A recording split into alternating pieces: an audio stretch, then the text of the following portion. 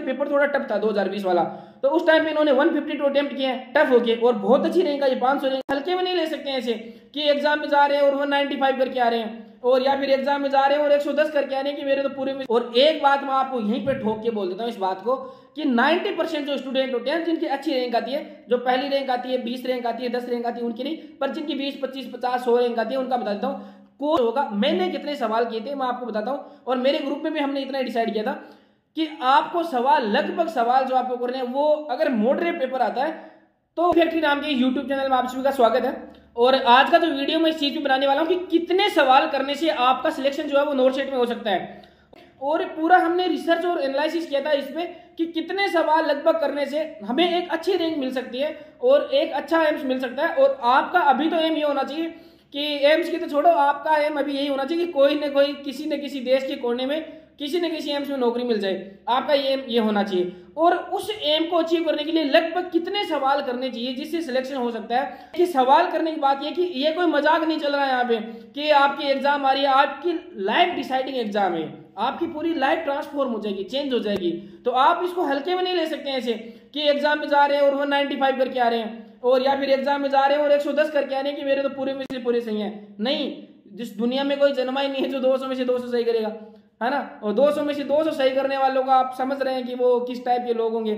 तो कहने का मतलब ये कि कितने सवाल कर रहे हैं आपको अभी डिसाइड करना है, आप अभी डिसाइड कर लीजिए, और आगे के भरोसे मत छोड़िए कि मैं सोच लूंगा कितने सवाल कर रहे हैं।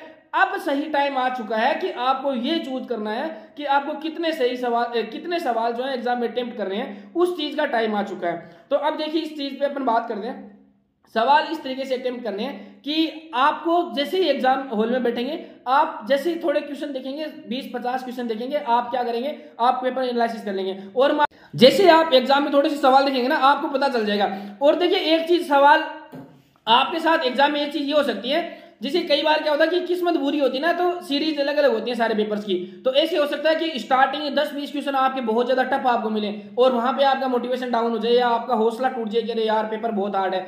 ऐसा नहीं करना है। हो सकता है कि शुरू के आपके 20-25 सवाल बहुत टफ हो और आने वाले सवाल वो बहुत आसान हो, क्योंकि सवाल सबके सेम रहने पर आपको तो नहीं पता कि उसकी स्क्रीन में क्या चल रहा है और आपकी स्क्रीन में क्या चल रहा है। तो आपको घबराना नहीं है। 20-25 सवाल ऐसा हो सकता है, देखिए अपने साथ में बहुत सारी जीवन में चीजें खराब होती हैं, बहुत सारे लोगों के साथ होती है। किस्मत बुरी हो तो एग्जाम में भी हो सकती है, और एग्जाम में बुरा होने को इतना ही हो सकता है कि सवाल शुरुआत के आपकी सीरीज ऐसी सेट हो कि आपके आने शुरुआत के सवाल हार्ड हो और आप घबरा जाए पेपर को देखे। ऐसा नहीं है, आपको पूरा पेपर करना है और एकदम रिलैक्स होकर करना है। अब एग्जाम में सवाल कितने अटेम्प्ट कर रहे हैं ये इंपॉर्टेंट बात है। तो देखिए आप जैसे एग्जाम में बैठेंगे आपको पता चल जाएगा कि एनालिसिस करना है आपको कि किस टाइप का पेपर है। अब देखिए अगर मॉडरेट पेपर की बात कर रहा हूं मैं, अगर मॉडरेट पेपर है जो हमेशा से आता है, नॉर्थ सेट 2021 और 22 दोनों में मॉडरेट पेपर आया है, और हमने जो एग्जाम दिए मेरे सारे फ्रेंड ने और हमने पहले डिसाइड कर लिया था कि हमें इतने सवाल करने हैं और पेपर किस हिसाब से होगा उसके तरीके से आपको क्या करना है, अभी डिसाइड करना है कि आपको कितने जो क्वेश्चन है वो अटेम्प्ट करने हैं।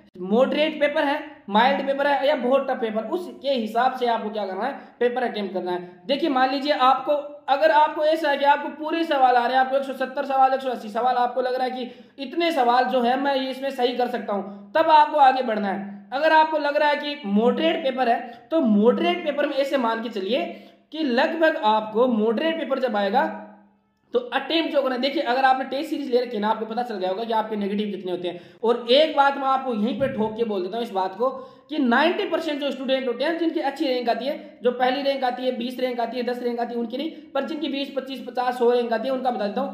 कोई भी स्टूडेंट हो ऐसे मान के चलिए कि 25 क्वेश्चन 20 से तो गलत कम किसी के होंगे ही नहीं। जिसकी पहली रैंक पे आएगी ना ऐसे मान के चलिए 20 क्वेश्चन तो उसके भी गलत होने ही होने, ये लिख के ले लीजिए। और जो स्टूडेंट मोस्टली जिनके 100 रैंक 200 300 रैंक आएगी उनके 25 से क्वेश्चन गलत होते हैं, 20 25 या 30 तो नहीं होते, 20-25 सवाल जो होते हैं वो उनकी क्या होते हैं, नेगेटिव मार्किंग होती है। तो वो क्या करते हैं, पेपर उस हिसाब से लेके चलते हैं। तो आपको भी उस हिसाब से लेके चलना। तो क्वेश्चन इतने अटेम्प्ट करने हैं आपको कि जैसे मॉडरेट पेपर आता है कि आपको लगे कि पेपर लेवल का है, बहुत ज्यादा टफ नहीं है कि आप उसमें कुछ ही नहीं कर सके, और माइल्ड भी नहीं है ज्यादा कि एकदम ईजी है। तो मॉडरेट पेपर में आपको चल रहा हूं सेफ जोन जो 155 से लेके 165 या मैक्सिमम जोर मार के 170 क्वेश्चन आपको करने हैं। देखिए मैं अभी भी बता रहा हूं, मजाक नहीं है ये कि आप 180 185 या 90 पूरे 195 200 सवाल करके आ रहे हैं। इतने ओवर आपको अटेम्प्टिंग नहीं करनी है, आपको नॉर्मल अटेम्प्टिंग रखनी है जिससे अच्छी रैंक आ जाए। मेरी बहुत अच्छी रैंक आई थी, तो मैंने जो अटेम्प्ट किए थे, मैंने 167 क्वेश्चन अटेम्प्ट किए थे,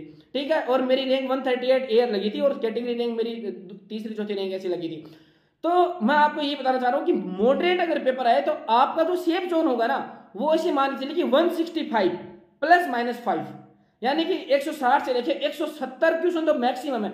170 से ऊपर अगर मॉडरेट पेपर आए तो आप नहीं जाना, मैं अभी आप बता रहा हूं, ऊपर से 170 के ऊपर जाने की जरूरत नहीं। और ये अभी आपको डिसाइड करना है। टेस्ट सीरीज में आप एक क्राइटेरिया फिक्स कर लीजिए आपका कि इतने सवाल मेरे को करने हैं, और मेन एग्जाम में बता रहा हूं 165 क्वेश्चन जो है बहुत है।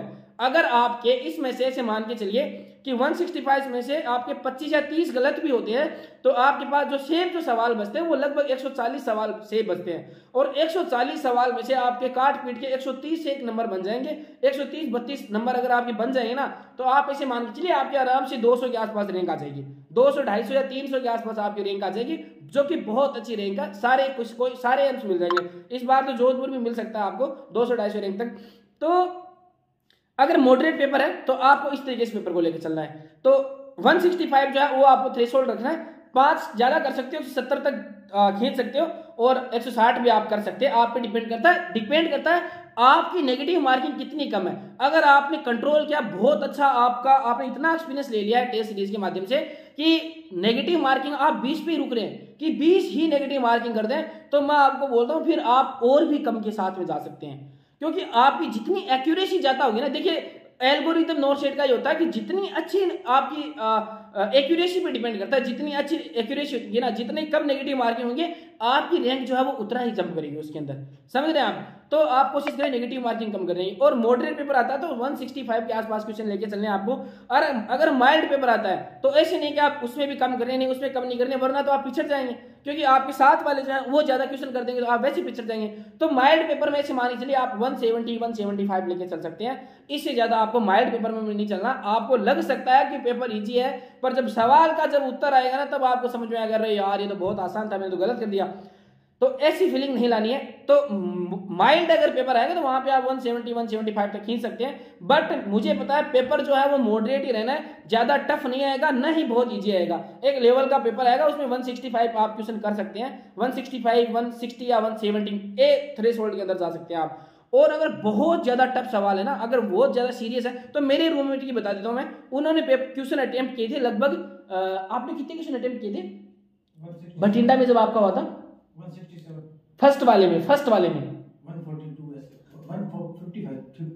152 आपने अटेम्प्ट किए थे ना। तो मेरे जो रूममेट है ओम सर, उन्होंने भी जब वो नोटशेट 2020 दिया था ना आपने, नोटशेट 2020 में उन्होंने 152 थी ना, 152 उन्होंने अटेम्प्ट किए थे, और उनको एम्स बठिंडा मिल गया था। इनकी रैंक लगी थी लगभग 500 के आसपास। तो 500 रैंक बहुत होती है। उस टाइम पे क्या था कि पेपर थोड़ा टफ था 2020 वाला, तो उस टाइम पे इन्होंने 152 अटेम्प्ट किए हैं टफ होके, और बहुत अच्छी रैंक है। ये 500 रैंक अपने आप में बहुत बड़ी होती है। तो देख लीजिए, आपके सामने एग्जांपल बढ़ाए।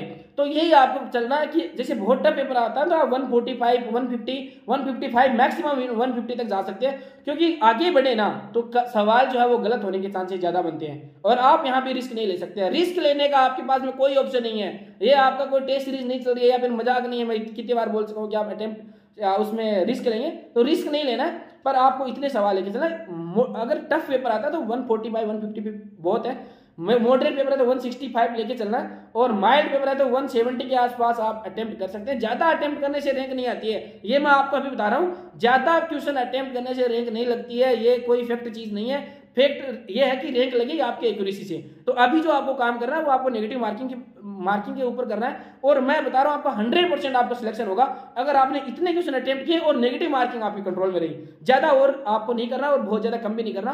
तो ये जो वीडियो था उसमें मैं आपको ये इंफॉर्मेशन देना मेरे को सही लगा करते, और मिलते हैं एक और नई वीडियो के साथ में। तब तक के लिए तैयारी करते रहिए, पढ़ते रहिए, बढ़ते रहिए। जय हिंद, जय भारत।